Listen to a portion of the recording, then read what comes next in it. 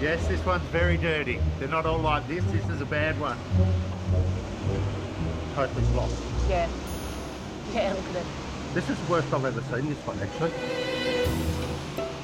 At a pumping station in the Yarra Valley Water Network, Bronwyn Herron and a team of brave workers have been called out to clear a sewage pump station that badly needs a clean It's really dirty.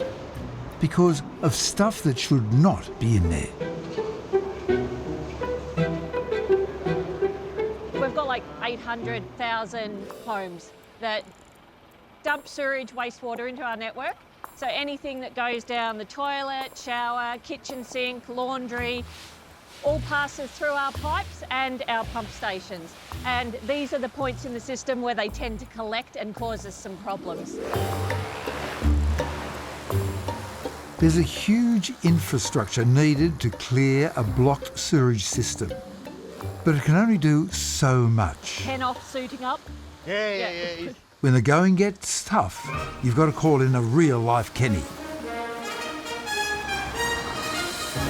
Some of the things we do, yeah, it's not everyone's cup of tea, put it that way. But it is what it is. Someone's got to do it.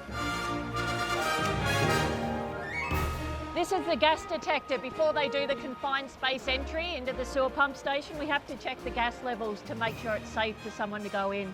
Methane, hydrogen sulfide, chemical substances that could have come from trade waste sources. So there's lots of nasties that live in the sewer. I don't go in there, no.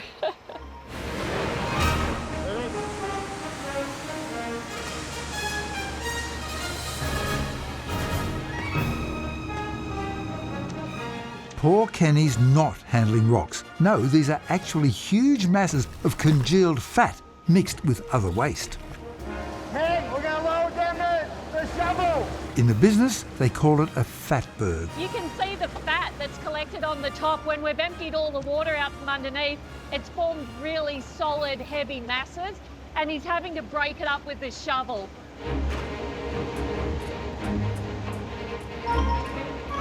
So Fatbergs are collections of fats and other miscellaneous materials, wet wipes, sanitary products, condoms, that all collect together. They bind in the sewage system, they collect in our pipes and cause blockages, and in our pump stations.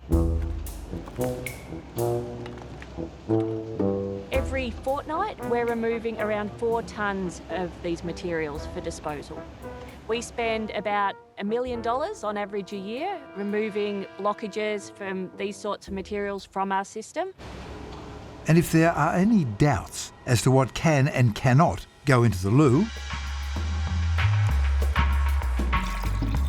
Bronwyn has set up a demo submerging everyday stuff like toilet paper, facial tissue, and baby wipes into water to see how they break down.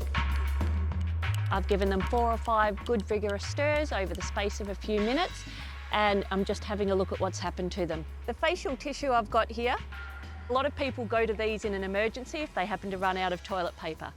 The interesting thing is, even after a few minutes and stirring it quite vigorously, you can see it still comes out pretty much intact.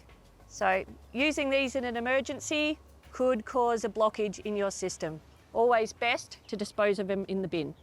So this one is a non-flushable wipe. So if I lift this one out, you can see that it is very, very much still intact. The thing about the toilet paper is it's designed to break up so quickly, it basically just turns to mush. You can see it's all just falling apart, and really, there's no resistance there at all for it to just disintegrate. So our recommendation is definitely just flush the 3 Ps. So pee, poo, and paper, specifically toilet paper. Come here, give us a hug. So before you decide to chuck something down a toilet, spare a thought for Kenny. A bit smelly. You get a bad one, yeah, you still smell a little bit when you get home. It's sort of on your clothes or on your skin a little bit. Yeah, straight into the shower and close straight in the washing machine.